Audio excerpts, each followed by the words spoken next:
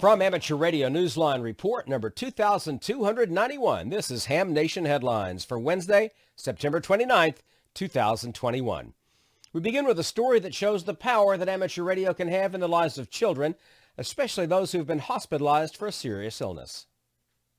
It was a remarkable 10 minutes that students and patients at the Children's National Hospital in Washington, D.C. are not likely to forget. A question and answer exchange on Tuesday, September 21st between an ISS astronaut and the young patients in the Pediatric Acute Care Hospital in America's capital city. The ARIS contact was arranged with Seacrest Studios, the educational space inside the hospital to continue patients' education while they're receiving treatment there. The space and communications component is coordinated with the help of the Smithsonian Air and Space Museum, NASA, and the local Alexandria Amateur Radio Club. Instead of using an on-site amateur radio station for the contact, it would rely instead on a multi-point telebridge with Claudio Ariotti, IK1SLD, in Italy, eliminating the need for a large gathering of people. The patients stayed in their rooms, connected to the action via an iPad with the help of a hospital staffer. JAXA astronaut Akihiko Hoshide, KE5DNI, was ready and fielded 16 questions using the call sign OR4ISS during the 10-minute pass. More than 1,300 students and patients from kindergarten to 12th grade enjoyed the event, along with 500 parents and 400 professionals. For Amateur Radio Newsline, I'm Kevin Trotman, N5PRE. Next year's Bouvet Island D-Expedition has been given its latest financial boost, and it's from the ARRL.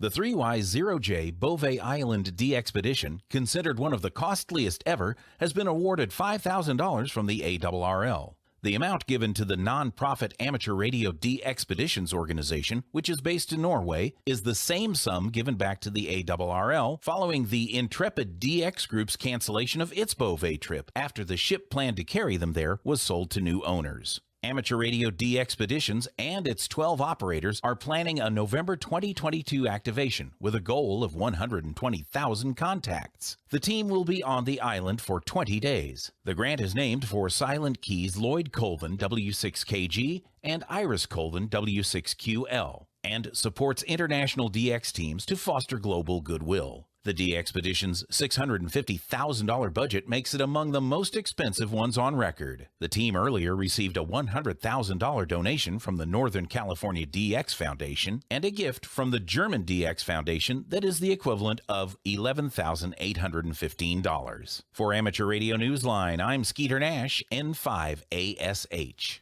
If you've been in the mood for a ham fest lately and are going to be in the area just northeast of New Orleans, I have a recommendation for you.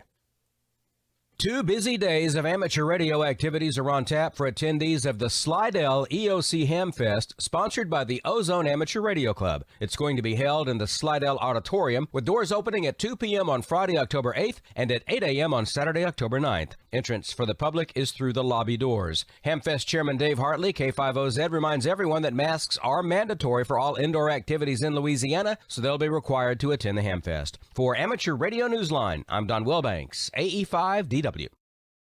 To find out more about this great Hamfest, just click on the website, w5sla.net, and then click on the Hamfest button at the top of the screen.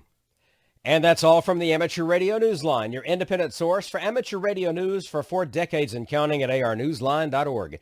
With Kevin Trotman, N5PRE, Skeeter Nash, N5ASH, Karen Eve Murray, KD2GUT at the news desk in New York, and our news team across the globe, I'm Don Wilbanks, AE5DW.